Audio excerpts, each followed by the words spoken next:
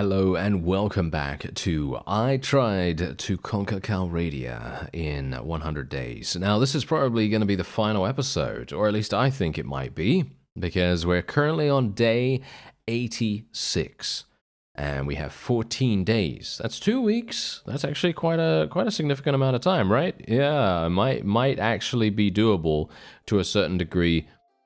Maybe for a pseudo victory. Obviously, it probably won't be a complete conquering because I don't think it will be. That's going to be, it's going to be requiring something else because I don't think siege towers. You can't use persuasion to take siege tower castles. That's the problem. You see, you can't do anything else apart from, capture them. So that might be an issue. Or you can try to use vassals, try to manipulate your vassals in some way or another. Anyway, I'm going to be just attacking these guys because I need to.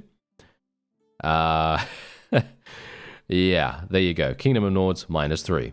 All right, so here we go. We're going to go into Wurcheg. This is my favorite town in the entire game, basically. The reason why this is my favorite town is because it has fond memories for me, because in my very first series of Warband, which was obviously many years ago. This was literally, wait a minute. Yes, 13 years ago, if you can believe it. 13, wow, okay, never mind. I'm actually rather shocked by that, actually, now. But yes, 13 years since I first conquered my very first town, which is which was Wurcheg at the time, and this is the reason why I like this town the most. No real reason for it, but just literally because I conquered it first. That was my very first town. When obviously at the time I had no idea. I was one of the most clueless individuals to ever grace the land of Calradia. Still am, to a certain degree, but let's face it, I know a lot more than I did then. But it was a it was just a wonderful moment, it was a wonderful moment, super satisfying moment to finally capture something, and I think that really, I don't know, I think that really made a huge difference. I think it really did. So it's just so fun. It was just so fun. And yeah, that's the reason why I like this town. But yeah, we should be absolutely... Whoa, we have literally not lost anyone. What do they even have here? Apparently they don't have any Huskarls, because if they had Huskarls, we would literally be losing huge amounts of troops right now. But they do not, as you could tell. They literally just have huntsmen and footmen and things like that. So what I'm actually going to do is, yeah, this is what I actually should have done in the very beginning, by the way. And this is the reason why maybe I'm going to fail the challenge to a certain degree. And what I should have done was I should have focused on enemy towns. I should have focused on enemy towns, and that's what I should have focused on rather than attempting to capture castles. Because while castles are indeed necessary, of course, you want to try to capture absolutely everything, right? They are not going to provide the economic strength that you might need in the situation, you know what I mean? Like, for example, these factions, they rely very heavily on their towns to provide them with significant amounts of cash. And if they don't have that cash, what are they going to do? Well, obviously they're just going to magic up a bunch of troops, because that's what they do in Warband. But generally, it does make a difference. It does make a difference, because obviously if they don't have a town, then they don't have any of the villages, and it's a very difficult thing for them to kind of recover from that. Even if they do magic them up a little bit. But yeah, it really does make a huge difference. So that's the point. Basically, if I were to do this again, which, let's face it, I might do in a much longer, lengthier sort of format, I might just make like one video on it or something like that. I'm not sure how that's really going to work because, you know, that would probably take me many hours. And I'm talking about literally like, what, 10 hours? I don't know. I don't know how long it would take. But the fact is, that would probably be the strategy. Take everything town-wise, but see, that's the thing. It's a bit difficult to say that we should do that, because if you think about taking only towns, then you think about the fact that you are inherently then going to be dealing with insanely large garrisons, and you might not have the troops that are capable of doing that. You see?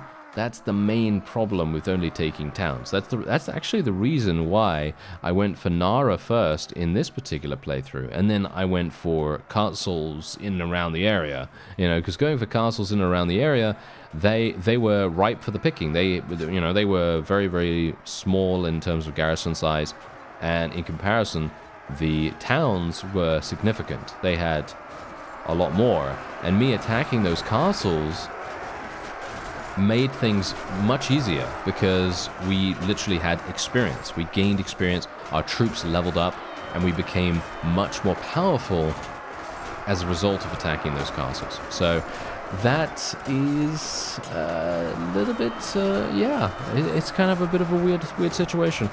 Alright, so there it is, 12 renown for us. We did end up losing a couple of Swadian knights, but again, you know, that's just the siege tax. Nothing really I can do about that. I'm not going to be taking any Sea Raiders here or anything like that, because they're going to level up into Nords, and they're immediately going to, well, as you know, they're immediately going to leave because their morale is really, really low, so I'm not going to be doing anything like that. However, what I am going to do is I am actually going to give this to Lord Olaf. I am going to give this to Lord Olaf because he is indeed a Nord, and that makes the most sense, doesn't it? Yes, so we are going to give that to him, and we can otherwise get a bunch of food, get some food, and then we can maybe go into the tavern here as well. Artimena is here. Well, Artimena would have been a fantastic addition to our party earlier on, if we hadn't found Jeremus, of course, but Jeremus Jeremus and Artimena have a problem with each other, so not really going to be super, super good for us to do that. But we did get Ymira, which is actually quite nice. Unfortunately for her, I don't have any gear for her, so yeah, that's not really going to work considering she actually has 6 strength. 6 strength, which is really not very good. So I'm not entirely sure what I can even get her, to be honest, that she could wear. That is the main problem, because you can see here, I could get her this, maybe, some of these things I could get, yeah, maybe this, for 1,500. Can I get her a helmet? Yeah, but that's extremely expensive, look at that, that's 2,000. 2,000 for a helmet that's absolutely terrible, so I don't really want to buy her that. I could get her some boots, I guess, get her this.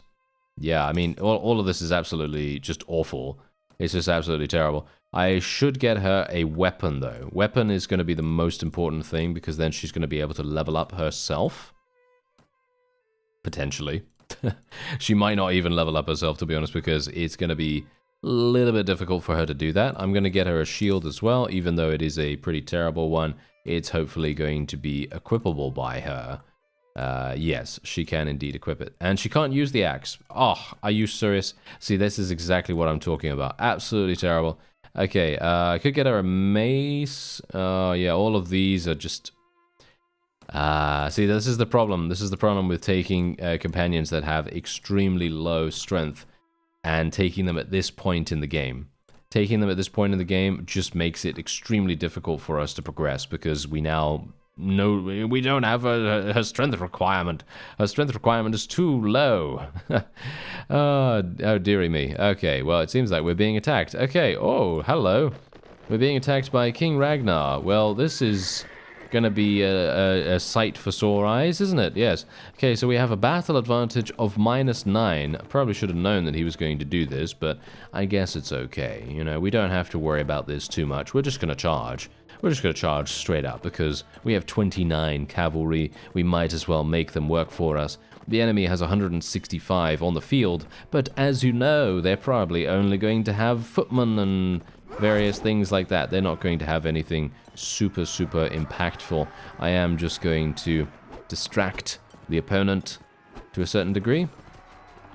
Just gonna let my cavalry do their thing. Obviously, me attempting to swipe here is not really gonna do much. We could try to get a couple of kills. There we go. Yeah, do a little bit of damage here and there. I mean, the funny thing is about this, I think I can probably retreat now.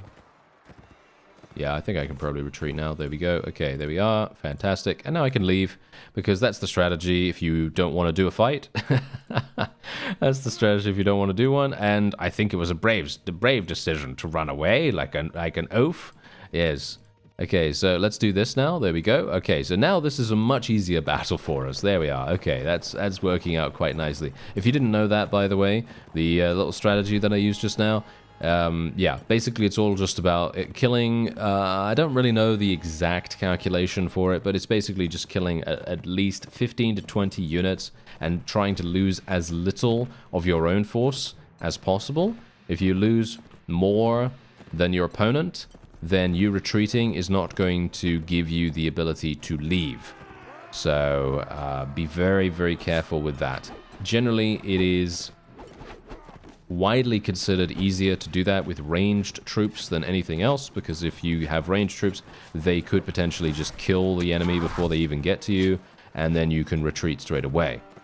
But obviously I don't have any ranged troops, so I had to be extremely highly aggressive and try to attack the weakened units that the enemy had available.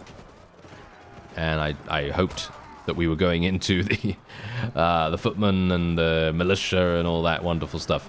And that does seem to have paid off. Yes, it does seem to have paid off quite nicely. And yeah, we are absolutely slaughtering them, because obviously we are using Swadian Knights. The reason, by the way, that I went for the Swadians last is because I wanted to use the Swadians units as long as possible, because as we have found out in previous episodes, the morale of units that you're using from other factions that are at war against you is going to be terrible. And what that means is that they're going to leave. They're going to leave your army, and it's going to be very, very difficult for you to maintain them. And so basically what I have to do now is we have to be quite strategic in choosing which ones we want to attack first, and that's exactly the reason why I'm attacking the Nords first, because with my hope is that what I'll be able to do is that once I have captured what I need to capture in Nord territory, I will then move on to Swadian territory. And then moving on to Swadian territory, I am going to have to get rid of my Swadian Knights, you see. That's the big issue here, you see, because I have to get rid of my Swadian Knights and then start using something else. And so I'm probably going to end up using Nords, because if I am at peace with them at the time, then I'll be able to use Nords. If I'm not at peace with them at that moment, then I'm going to have to do something else. I'm going to have to attack with Saronids or something along those lines. I don't know. But what we're going to do is we're going to attack King Ragnar. The main reason why I'm doing this, by the way, is because as we have found out, we literally have, well, basically we have to try to reduce the chances of retaliation. And being able to completely and utterly devastate their chances of recapturing something is fundamental to our strategy here, because otherwise they're just going to take Wojciech back before I have the ability to capture more than one fief, and bad things are going to happen, basically. So yeah, that's what I am trying to do, at least, and what hopefully we are hoping for. Yes, and I hopefully will not die. Let's be very careful. I do not want to die if I can help it. And I you know what? Maybe I should just, you know, do nothing. Maybe I should just literally stand there and just allow my Swadian Knights to absolutely murder things, because this is going to be a very long fight. And there's the victory versus King Ragnar. 18 renown for us. Oh, wait a minute, we got one more? Alright. And King Ragnar did manage to escape here, unfortunately, but that's okay. On to the next one. And the next group of vassals goes down. Look at that, 313 of them. We do have another wave to go, though. And the one last stand of the Nord's vassals have now been defeated. There you go. All right, so what we're going to do is we're going to take these guys prisoner, of course, and then we're going to be moving on. I did actually find some additional armor for Ymira, which is really, really nice, to be honest, because obviously we did spend some money on that, but that's okay, because she now has better. And Marnage, he likes Sargoth. Yes, he likes Sargoth. Anyway, there we go. We have 68 Swadian Knights, if you could believe it. And we are now here at Sargoth, 369 troops in the garrison here. Kind of hoping that they sally out, but I'm pretty sure they won't. No. And that's it. Sargoth is ours. 13 renowned for our trouble there, and 9 Swadian Knight deaths. Yes, it did end up being quite a bit more costly than anticipated, but, you know, that is, again, just the cost. Just the cost of what we're going to have to take. We're going to go and give that to Lord Olaf once again. And we are just going to go here. I'm going to make sure that I can sell everything that I want to. I think my food situation is relatively decent right now. We're just going to go on to tier here as well. I have to be a little bit careful about the vassals. I don't think anyone's no one's attempting to take that just yet. Ah, hello. You're very strong, aren't you, sir? All right. Yes, this fellow needs to die.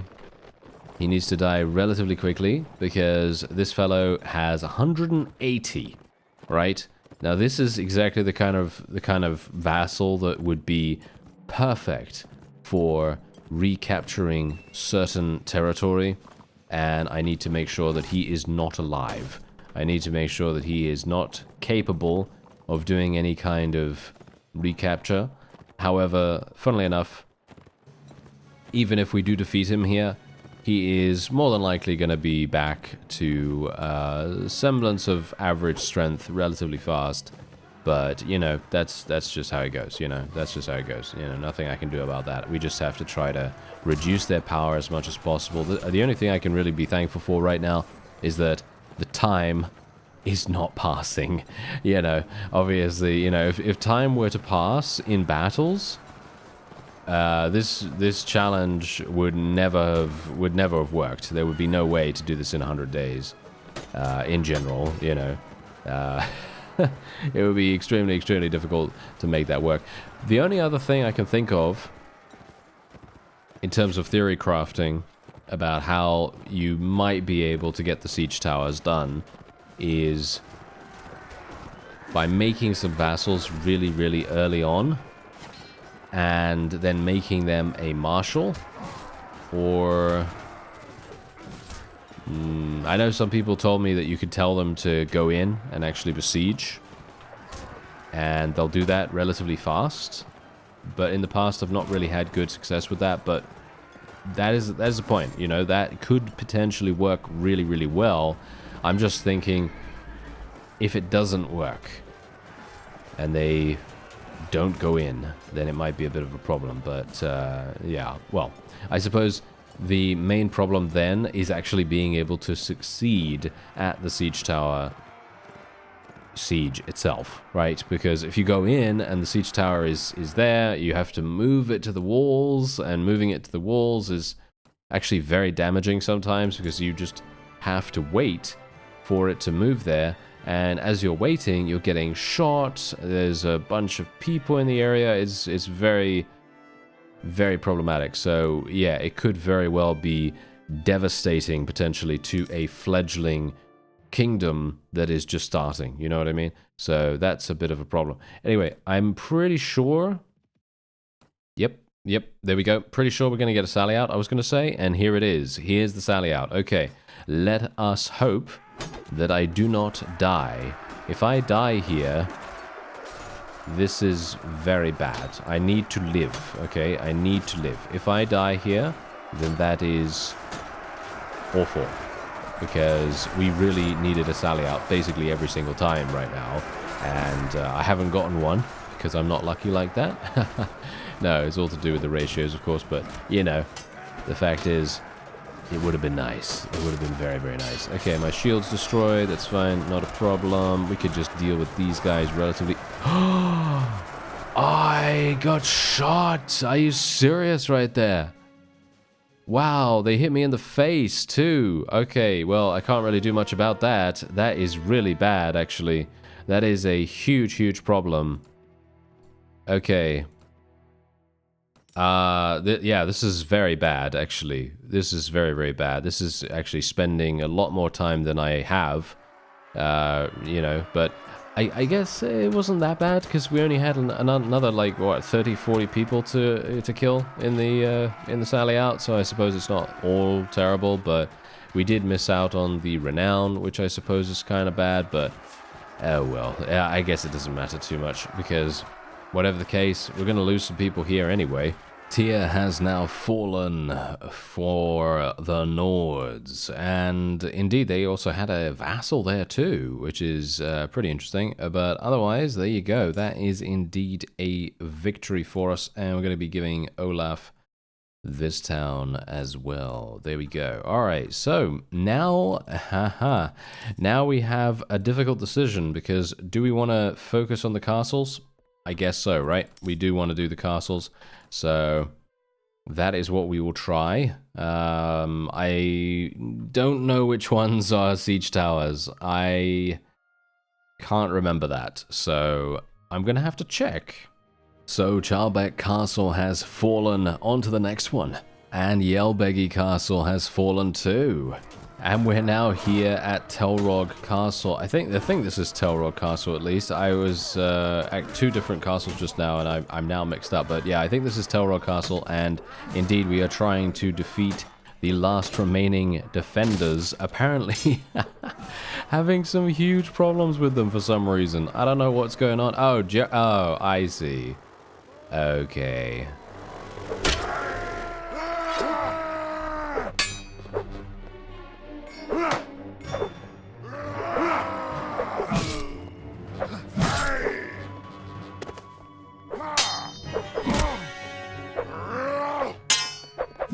Yes, rather amusing, is it not, that the companions completely failed there.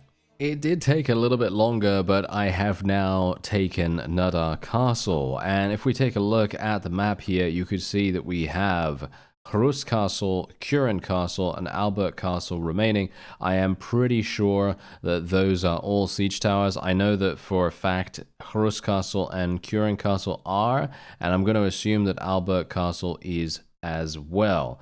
So now the only thing that we really need to do is murder the Swadians, and we still have some time remaining.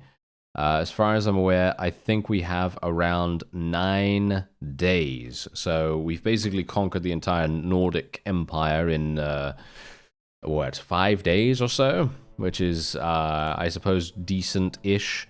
And you can see here that all of my companions have leveled up and all that stuff, but I'm not actually leveling them that much because I haven't had time. I've basically just been rushing from point to point to point, and I have eliminated a lot of vassals along the way as well. Now, what I really want to do is I want to make peace with the Nords now. Now, that's obviously a little bit of an issue because I don't know whether that's even... is it even going to be possible? That's the question.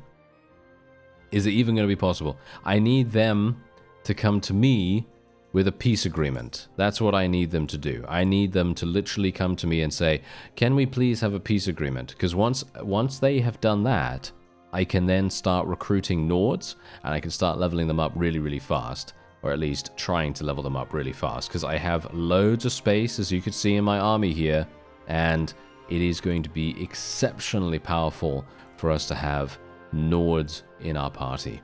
Alright, so it is time for us to attack the Swadians. I haven't really done anything except I did make a brief stopover in Saranid territory, and I also went to actually take out some people from the one garrison that I had access to, and apparently there were some people in there. I don't know where they came from, but basically just some random troops that were kind of all kinds of different tiers. I basically just took out all the Sarranids that I could, because Sarranids, they're most likely going to be the ones that won't actually be declaring war on us. I highly doubt the Rhodoks will either, but you never know. So what we're going to do is we're going to attack the Swadians right now, and we're just going to have to go for it, okay? We're just going to have to go for it, and if my Swadian knights leave, I'm going to have to deal with that on the fly, because we cannot wait any longer. If I wait for, you know, the time when the Nords decide to declare peace with us, then it's going to be too late. We are not going to have enough time.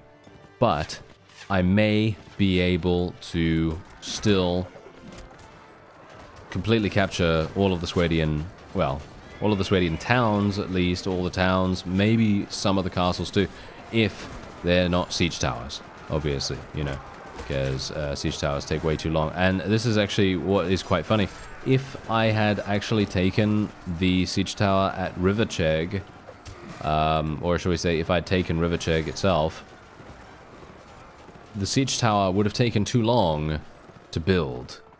At least I think so, and we would have had 2 less days, basically. 2 or maybe even 3 less days to capture the entirety of Swadian territory. So it just goes to show that very small time expenditure earlier in your playthrough can really make a huge difference when it comes to the overall timing of everything. And it's quite funny how that actually works in a number of different instances. Anyway, there you go. He has been eliminated. Now we can move on, and yep, we have declared war against them. Okay, so where am I right now? Well, this is pretty bad location for me, to be honest. Okay, I'm gonna go to Suno first, I guess. It doesn't really matter.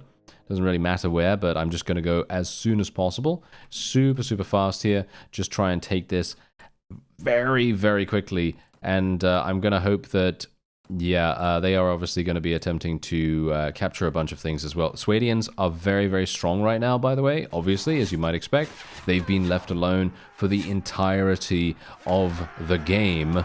And so I am almost 100% certain they are going to have an incredible amount of very good troops. As you saw just there, one of the standard vassals that should all intents and purposes had nothing at all, actually had some Swadian knights and indeed Swadian man-at-arms. And so I am almost sure that almost every single one of them are going to have a similar strength in their parties.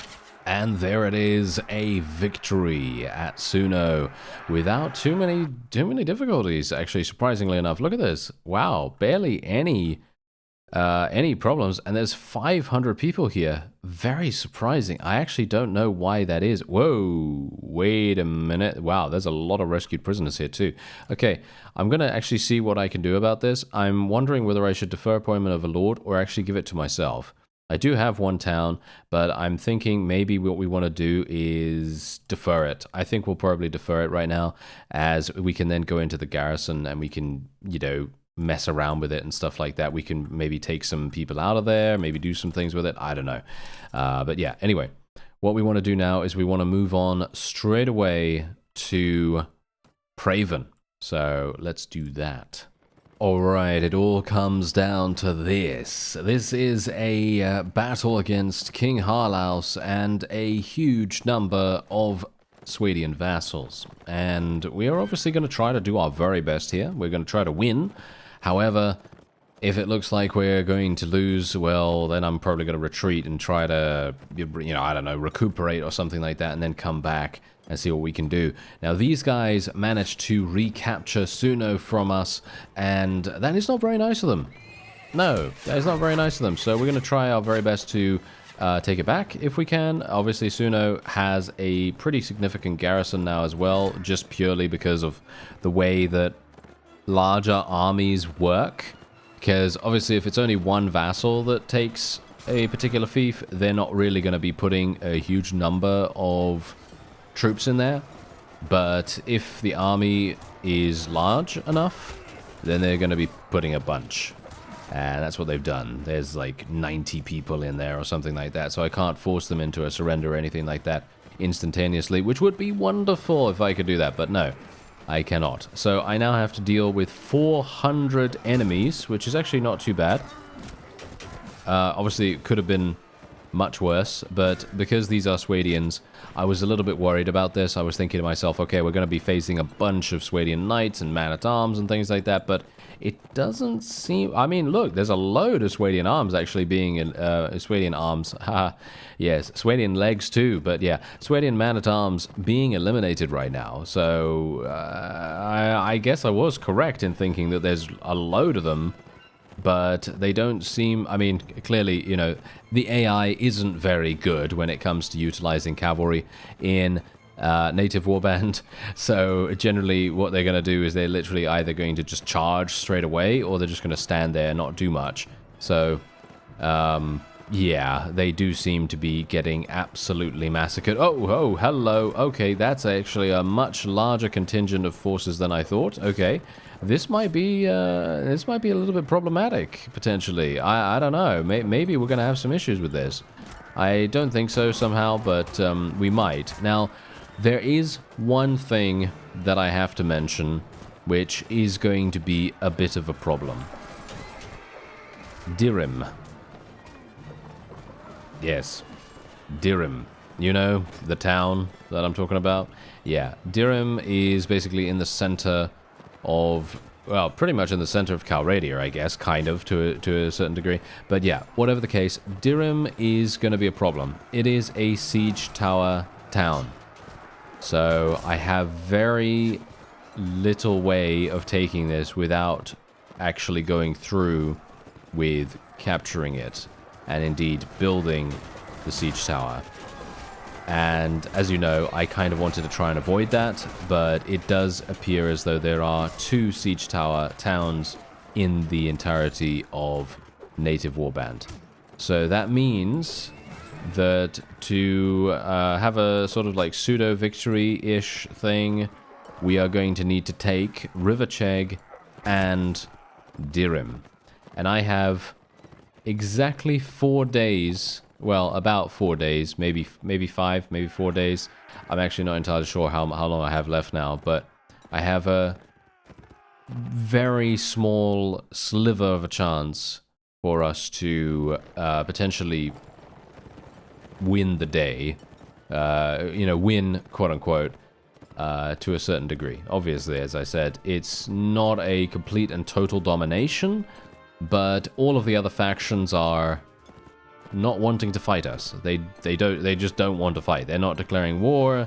They're not doing anything of the sort. They're showing no signs of aggression whatsoever. And the only faction that is actually attacking us right now, obviously, are the Swadians and indeed the Nords too, technically.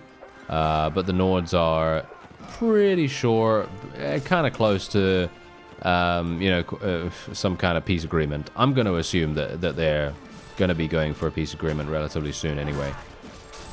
Okay, I have to be a little bit careful here. I do not want to get myself killed. If I do get myself killed, then that is pretty bad. Thankfully, I came into the river here, because that slowed that guy's charge down quite a great deal, and he was going for the couch lance.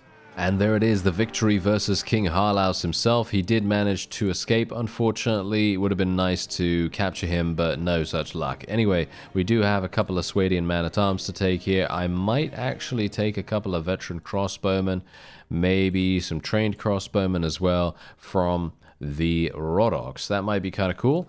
And then we can just move on. I don't know whether to take the arming sword, to be honest. Do I want to take that horse? No, I don't want to take that horse. Alright, so yeah, Suno obviously is available for us right here. So as you can see, I am now at June 26th. And June 26th is, as I say, about 4 days away. I think it's like June 30th or whatever, where our time limit is up. I actually don't know the exact date. So it could be the turn of the month. It might be that we need to... make it until next month, the 1st of next month, something like that. I actually don't know. But as I said, to be able to get that pseudo victory, we need to take Dirim and we need to take Rivercheg. So I need to declare war against the Vaegirs again, which obviously is not exactly great. I have captured a number of castles, by the way, of the Swadians, because, I mean, why wouldn't I, right? As soon as I saw that Dirim was a siege tower, I basically took, well, as many castles as I could in the surrounding area, because they're all really close by, right? So to make the most of the time that I had, I basically just went, okay, castle, castle, castle, castle, and then, well, that was it. And then we obviously had Suno be attacked, and that was a bit of a problem in itself, but yeah, we've taken that back now, or at least we will be taking it back in just a moment. And there it is. Suno fell before us once again. And yeah, we can actually capture, I guess I mean, that's the funny thing. The morale has not actually been a problem for us so far, which is, in my opinion, a bit weird. I don't know why, because it was a problem for some of my other troops, but it doesn't seem as though I've been having any issues here whatsoever with that, so it's kind of a bit strange. Yeah, I did level up a bunch of Mamluks in the meantime. As I said to you, I did manage to find some Saranid recruits, and I leveled those up in the time that it took me to do all of these sieges and stuff like that, you know, to basically do all these sieges, do a lot of battles and stuff like that. So yeah, this is what's actually going on right now. As you can see, there is a pretty bad... Oh dear, yeah, I actually forgot. They've taken Cherise too. Yeah, the Swadians have taken Cherise as well. Okay, so that's going to be an issue. Okay, let's see what I can do. Alright, so there we go. I actually did build the siege tower. Unfortunately, I've got an update for you. Swadia did take Uxkhar from us, which is not actually that bad. You know, it depends obviously on how many people they put in there. But the main problem that I'm having right now is because we had to wait in one place for so long without actually fighting anything, I actually ended up losing over 15 Swadian knights. Yeah, pretty significant loss, right? Yeah, pretty significant loss. So that is obviously a big issue, but we're going to be obviously taking Dirim here. There isn't much they can do about this. It will be ours. It's just going to take us quite some time. Alright, so we're actually going to be forcing these guys to surrender because they literally took... Oh, wait, did he just say no? Okay, apparently he just said no. Okay, that is very surprising. Okay, what about now? There we go. Okay, now he's doing it. Okay, that is so strange. I'm kind of weirded out by that, actually, because usually if they have less than 20 troops, you're going to be able to force them to surrender. But yeah, anyway. All right, so basically I can't take Cherise. There's a reason why I can't take it. It's under siege by the Rodox. By them, which is very surprising. I don't actually know why they did that, but yes, they are. So this is what is currently going on here. So basically, it comes down to this now. I have to make my way over to Rivercheg. It is going to take me at least a day, maybe even... Wow, we just ended up losing 11 Swadian knights. Did you see that? Yeah, that's going to be extremely harsh, and considering Rivercheg is probably going to be defended relatively well, I don't know how it's going to go. Alright, so it looks as though they are coming to sally out, and there's a reason why they're doing that. There is a siege. A siege, yes, there is a siege going on here. Did I really say that? Come on, let's do that again, okay? Let's do that again. Alright, so, let me see here. Second take, okay? Second take. You're with me on this, right? You're with me on this? Okay. So, alright, so we're here. I'm getting shot in the face. This is real bad. And there is a feast going on here. Feast is what I meant to say. Yes. So, the feast is actually making things very problematic for me right now. So much so that we may, in fact, lose the sally out if I die. No. Seems like we're fine. Okay. Whew. That was a bit close. Yeah. Anyway... Yeah, so there's a feast going on here, and that's the main problem I'm having right now, because the enemy has so many vassals here. Extreme amounts of vassals. There's literally like 4, 5, 6 of them. And yeah, they all have pretty significant troops with them as well, which is obviously fundamentally bad. It's very, very, very, very tough for us. And there you go. We did manage to complete the sally out. Let's see. Is there another one? No, there isn't another one. Okay, so now it just comes down to us being able to complete the siege tower siege. And, oh yeah, by the way, the Rhodoks and the Swedians, they made peace now. So, Charisse is up for grabs. And also the Nords, hilariously enough, the Nords managed to take Praven from us. So we're going to have to do something about that too. Okay, here we go. This is the final siege for this series, I think. Because this is Charisse. I did take Rivercheg. Obviously, as you might expect, it was not that difficult. It was literally just, you know, kind of a sort of like formality kind of deal. And then... I rushed as fast as I possibly could all the way back to Swadian territory to try and see if I could intimidate the garrison in Praven. And this is something that I've never seen before, but I was able to. They had 37 people in the garrison there, and I was able to say to them, you know, you better surrender or else, and they basically did. They did surrender. So I was able to get Praven back without a fight, which is really good. That meant that I didn't need to construct any kind of siege ladder or whatever. And now I have made my way all the way from Rivercheck to Praven down here to Charisse. And this is the funny thing. And this is another one of those things that I was talking about earlier in this episode, where I was saying, it's so funny how when you use a little bit of time to do something and then someone interferes with what you're attempting to do. For example, the Swadians attempting to take Charisse and actually managing to take it and claiming it, and then not, you know, you not being at war against them, because we weren't at war against them at the time, right? So they managed to take that. And that has now basically messed up our timeline. And I'm going to show you the date after this. And then we can see. Because I think I've gone over the time limit by maybe a day or so. But I'll show you the world map. I'll show you what's going on. Obviously, the Swadians, they own quite a lot of real estate still. And... yeah, not terribly impressed about that, but again, you know, you got to pick your battles. You know, I had to pick whether I wanted to take those 2 towns or whether I wanted to take more castles, and that was pretty much what it came down to. You know, because those 2 siege towers, they took me so long to build, and it's actually hilarious because we have 8 in engineering, because Jeremus actually leveled up in one of these many sieges that we've done. He leveled up once again. He was at 23 intelligence, now he has 24, and now I was able to get 8 in engineering and 8 in surgery, just like I've always wanted to do for quite some time. And even with 8 in engineering, he is still having